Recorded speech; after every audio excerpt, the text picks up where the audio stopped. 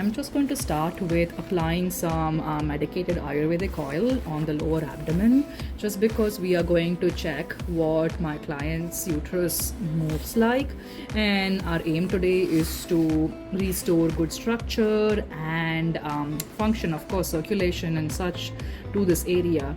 This particular client has a blocked tube, and we are going to try and decrease tension in that space to hopefully help with the process of getting some opening and passage in that area.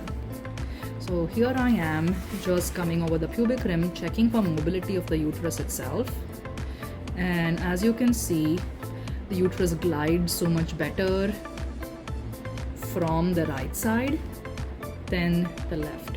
Is that where the blocked tube is? Yes. So my client just confirmed, yes, the blocked tube is on the left, and then we notice that in that decreased motion. So here we stay very pain-free. I am not digging in deep to my client's tissues.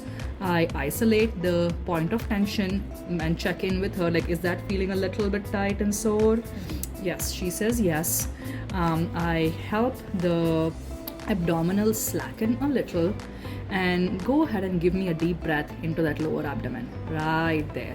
I use the breath to gently mobilize the uterus and exhale. There we go. And then increase. There we go. Increase the stretch and then rub that in. At all points, we are checking for comfort. We never want to do anything that is noxious to the structures themselves. This person's uterus right now feels a little full. The lining feels thick. The person does say that they are close to their menstrual cycle, which makes a lot of sense to me, because it feels like a uterus that is quite full. Maybe will shed soon. Go ahead, give me a nice inhale. Beautiful, stay right there. And we use that again, that inhale and that natural stretching of the abdominal tissues to mobilize. Exhale for me. Nice and easy. Wonderful. There. And we mobility test again. And this time, if you notice, with the same amount of stretch, the movement from the left is a little better. Still restricted though than the right.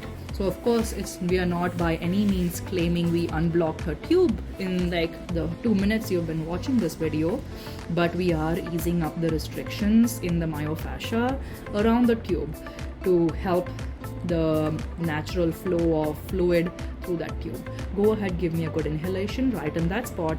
That's right, and that phonics. Go ahead. Wonderful. Hold that breath in there and exhale. My lower hand is at the pubic rim, just adding an extra stretch, extending the stretch from the tube down towards the cervix. And once again, I just help ease that out. Further, I am not going to do this on video, of course. We would address some of the lower tissues right at the pubic junction, and then as these restrictions ease up, we would use one finger, just one digit internally through the vagina to create opening in that broad ligament that connects this tube all the way down to the cervix. Basically, we experience, depending on what happened with the person, some shrinkage, tissue tightening in that area, which affects the passage of fluid through. And then of course, if the goal is fertility, the ability for the fertilized ovum to implant there in that tube. So that's all we are going to go over today. If you want more details on how to support your clients through fertility, for easing restrictions around the uterus, around the fallopian tubes, the ovaries, follow us, and we will be rolling out information on training soon, and we hope to see you here again. Bye bye.